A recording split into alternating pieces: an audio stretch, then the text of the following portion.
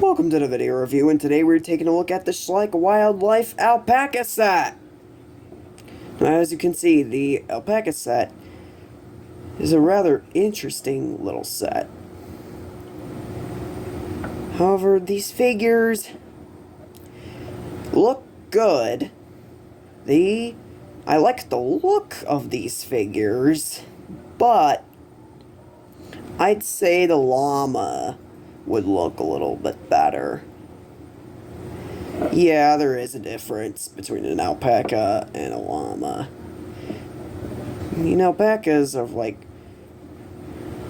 smaller appearances. I mean, the llamas looks different than that.